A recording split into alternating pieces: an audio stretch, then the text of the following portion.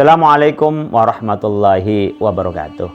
Alhamdulillahirabbil alamin wassalatu wassalamu ala sayyidil mursalin sayyidina Muhammad wa ala alihi wa sahbihi ajma'in. Pemirsa TV MUI dimanapun berada, kita hidup ini mengikuti Rasulullah. Kisah-kisah Rasul menginspirasi dan menjadi teladan bagi kita semua. Suatu yang kita mengerti maknanya menjadi sebuah keyakinan yang bertambah tentang keimanan kita.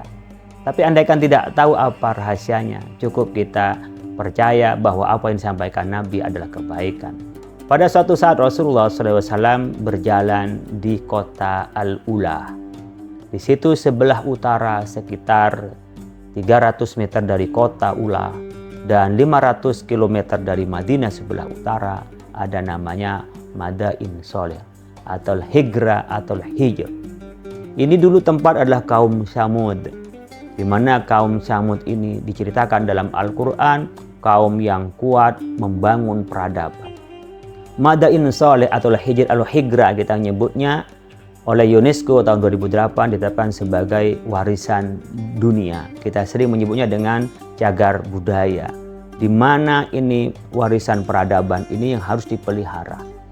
Nah, dulu kaum Samud mengukirnya yang dikenal dengan orang kuat yang tangguh membangun peradaban. Tapi kaum Samud ini tidak mau beriman kepada Allah Subhanahu wa Ta'ala. Ia menyekutukan Allah dengan yang lainnya. Datanglah seorang nabi namanya Nabi Sholeh, mengajak kaum Samud untuk beriman kepada Allah dan menyembah kepada Allah. Tapi dia tetap tidak mau sampai minta dibuktikan tentang kebenaran Nabi Sholeh sebagai utusan Allah. Ia minta unta betina dihadirkan dari lembah itu, dan kalau itu bisa maka dia akan beriman. Dibuktikan oleh Nabi Sholeh, hadirlah unta betina itu. Bukan beriman kaum Samud itu, tambah congkak. Unta betina itu disembelih oleh mereka. Disitulah Allah murka pada kaum Samud.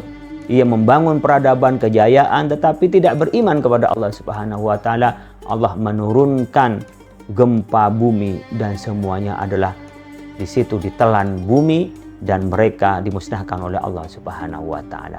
Rasulullah Shallallahu Alaihi Wasallam pada saat melewati Madain Sholeh ini, Rasulullah tak berani menatap gunung-gunung indah ukiran itu. Dan Rasulullah jalannya bergegas, tidak ingin lambat-lambat di tempat itu. Apa kata Rasulullah? La tadkhulu ala haula'il mu'adzabina illa an takunu bakin. Fa illam takunu bakina fala tadkhulu alaihim fayusibukum misla ma asabahum. Jangan Anda masuk ke Madain Sholeh ini. Karena apa? Mereka tempat disiksanya adalah hamba Allah yang ingkar kepada Allah. Kecuali kalian dalam keadaan nangis, meratapi, menyesali, ngambil ibarah.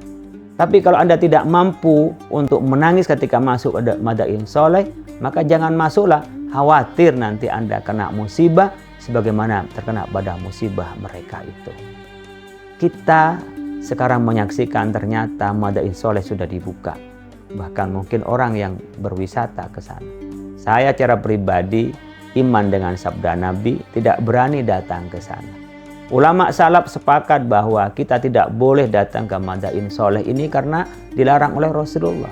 Tapi ulama khalaf mengatakan boleh untuk ngambil iktibar, untuk penelitian, untuk observasi dan seterusnya. Tetapi ulama semua sepakat bahwa tidak boleh kita berwisata ke sana. Saya beriman, saya tidak berani untuk melakukannya. Karena apa? Ada sabda Rasulullah Shallallahu Alaihi Wasallam.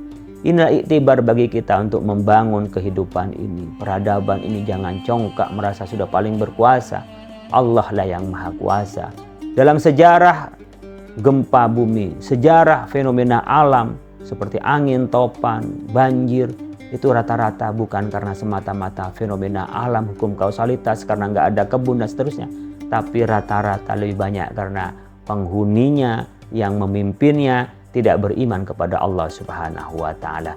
Inilah menjadi introspeksi kepada kita untuk hidup yang sementara ini, membangun peradaban. Selain memberikan manfaat kepada umat manusia, juga harus atas dasar iman kepada Allah Subhanahu wa Ta'ala. Mudah-mudahan bermanfaat, kurang lebihnya mohon maaf. Wallahul muwaffiq ila aqwamit thoriq, ihdinas siratal mustaqim. Nasrum minallahi fatuhun qarib wa basyiril mu'minin. Assalamualaikum warahmatullahi wabarakatuh.